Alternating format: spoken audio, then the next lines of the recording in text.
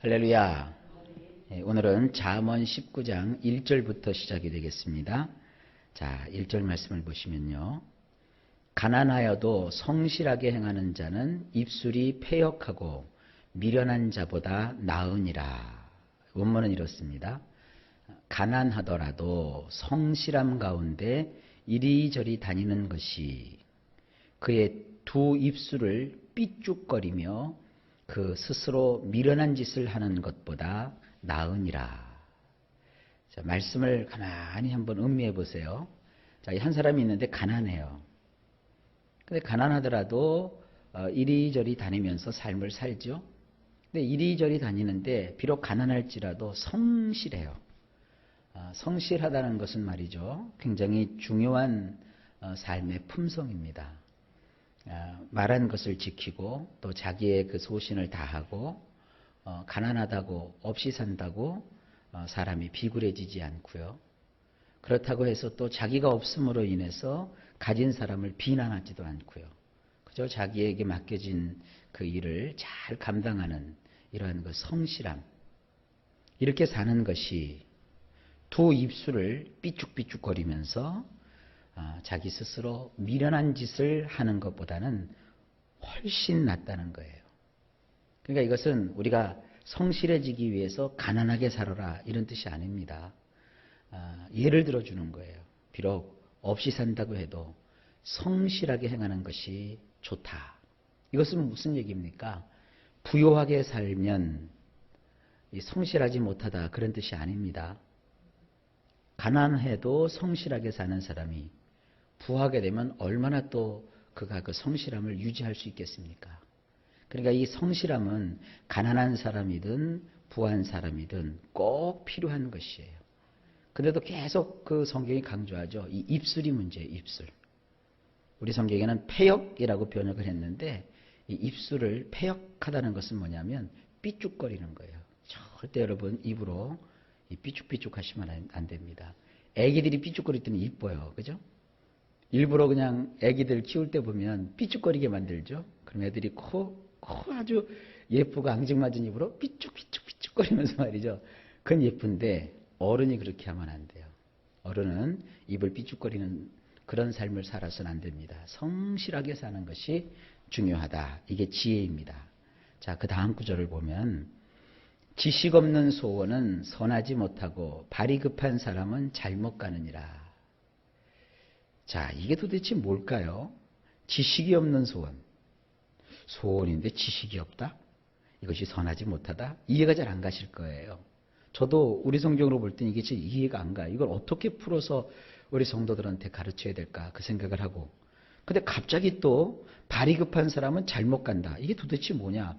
이 성경은 앞뒤가 안 맞는 얘기가 이렇게 모여 있느냐? 아, 참 어렵다. 그게 아닙니다.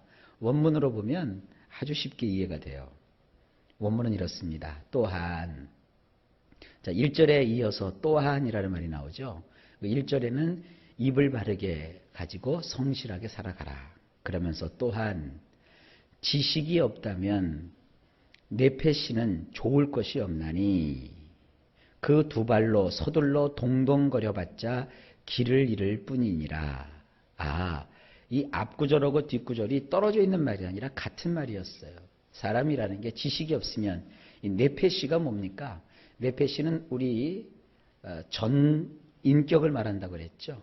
우리 몸도 뇌패시고 우리 마음도 뇌패시고 우리의 양심도 뇌패시고 우리의 그 영혼도 뇌패시예요. 이것을 저는 전 인격 혹은 전 존재 이렇게 표현한다고 그랬습니다. 그래서 우리 성경엔 이것을 고민을 했던 것 같아요. 성경을 번역하는 자가 소원이라고 번역을 한 것 같아요.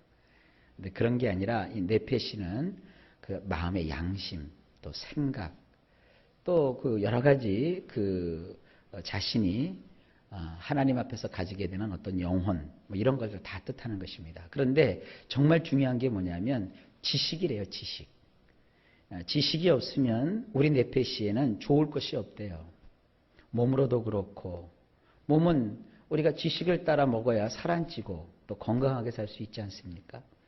우리 양심도 마찬가지예요. 여러분 아무것도 못 배우면 마음은 착할 수 있을지 모르겠습니다만 그러나 모르기 때문에, 법을 몰라서, 도리를 몰라서 우리가 답답하지 않겠어요?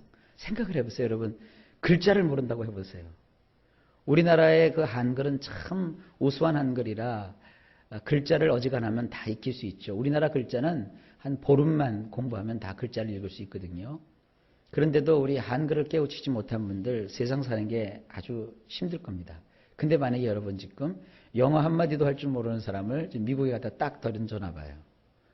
그러면 간판도 못 읽죠. 글도 못 읽죠. 말도 안 통하죠. 좋을 게 뭐가 있겠어요.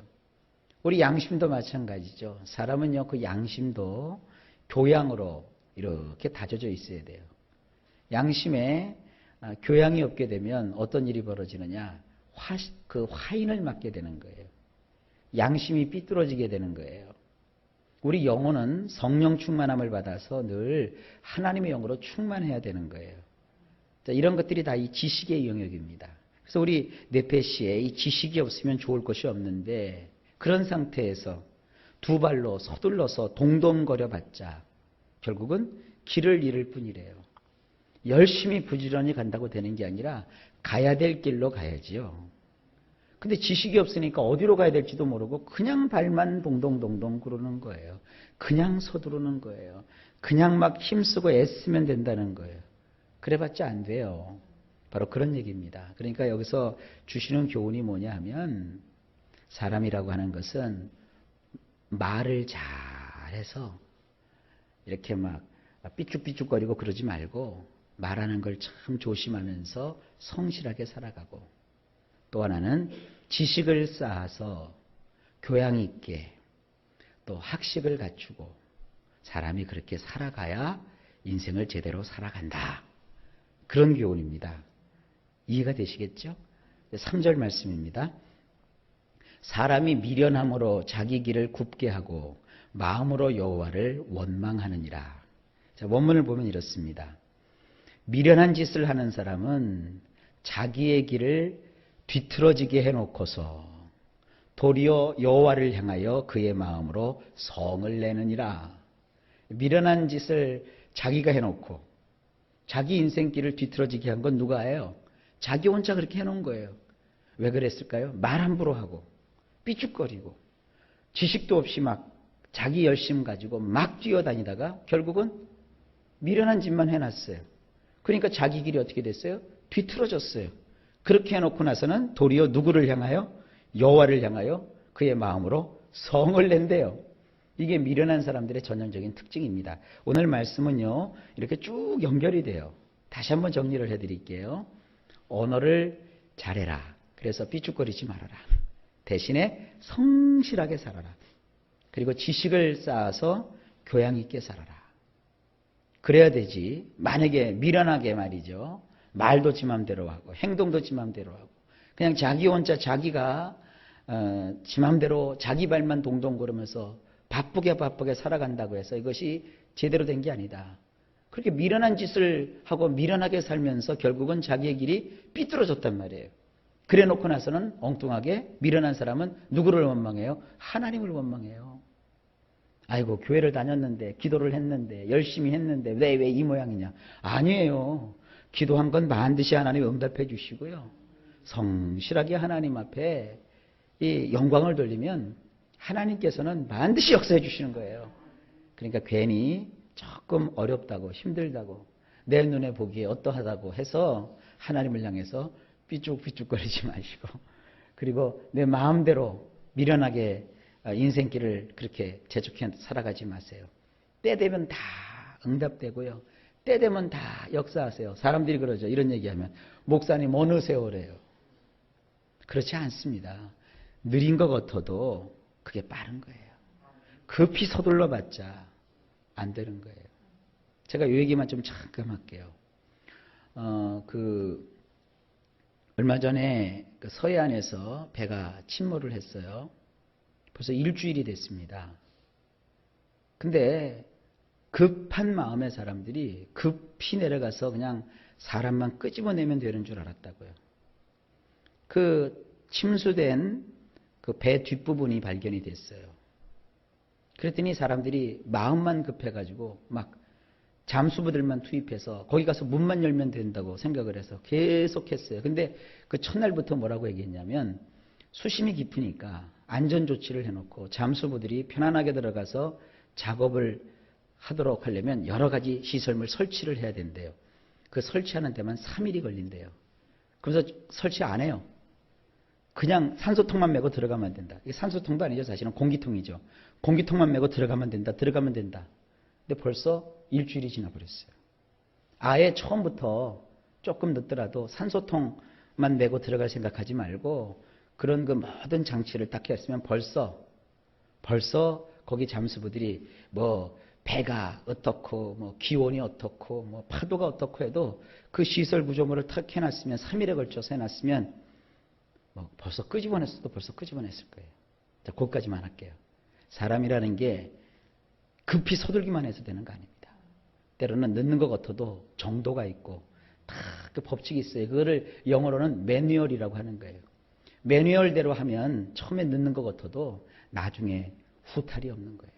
근데 우리나라 사람들은 너무 서두르고 급해요.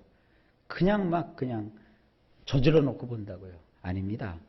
이 사람이 인생도 마찬가지입니다. 우리가 기도하는 것은요, 영원한 10년, 20년을 내다보고 기도하는 거예요. 아유, 목사님, 내가 언제 20년까지 살아요? 20년만 살았으면 좋겠다는 사람이 지금 30년이 됐는데도 아직도 안 죽었어요. 그러니까 인생을 너무 그렇게 급하게 서두르지 마세요. 좋은 일을 하기 위해서는 먼 장래를 내다볼 수 있어야 돼요. 그럴 때 우리 마음에 편안함을 가지게 되고 안정스럽게 어떤 것을 이룰 수가 있는 것입니다. 그러니까 너무 느긋하게 가지라는 얘기는 아닙니다. 서두르지 말라. 그리고 서두르다 보면 실수하게 되고 내 마음 같은 줄 알고 막 서두르다가 결국은 이 사람도 놓치고 저 사람도 놓치고 이 일도 안 되고 저 일도 안 되고 아무것도 안 되는 거예요. 그러니까 마음에 평안함을 갖추시고 다시 한번 얘기합니다. 입을 삐죽삐죽 대지 마시고 막 발만 동동 구르지 마시고 하나님 안에서 지혜로운 자가 꼭 되십시오. 자, 마지막으로 4절입니다. 재물은 많은 친구를 더하게 하나 가난한 즉 친구가 끊어지느니라. 자, 이것은 원문을 보면 이렇습니다. 부자가 되면 친구들이 상당수 더하게 되지만 궁핍하게 되면 친구들로부터 떨어지게 되느니라. 여러분, 그러니까 우리가 어떻게 삶을 살아야 되겠다 하는 생각이 벌써 들죠. 부자가 되면 친구들이 한두 명 더해지는 게 아닙니다. 상당히 많이 친구들이 늘어나요. 그렇다가도 궁핍하게 되면, 제가 이 원문은 우리 성경과 조금 다르게 되어 있어요. 우리 성경은 가난하면 친구가 끊어진다고 되어 있는데 그게 아니라 사람이 궁핍하게 되면, 가난하게 되면 나 스스로가 친구들로부터 떨어지게 돼요. 친구들이 나를 가난하다고 무시하는 게 아닙니다. 내가 그렇게 느끼는 거예요. 그래서 괜히 그러지도 않았는데 가난하게 되고 나서는 뭐라고 그래요? 네가 말이지 내가 가난하다고 나 무시하는 거냐? 네가 그런 줄 몰랐어 하고 탁 돌았어요. 그렇게 되는 일이 벌어진다는 거예요. 자, 여러분, 우리는 이 부자가 되어야 해요. 그래서 이 부자 되는 길을 이 잠언에서 가르쳐 주고 있습니다. 자, 우리 그 잠언을 놓치지 말고 잘 보셔서 부자 되는 길도 발견할 수 있기를 바랍니다. 자, 오늘도 하루가 시작되었습니다. 일마다 때마다 하나님께서 평강을 주시고 형통한 역사로 복 주시기를 간절히 예수님의 이름으로 축복합니다.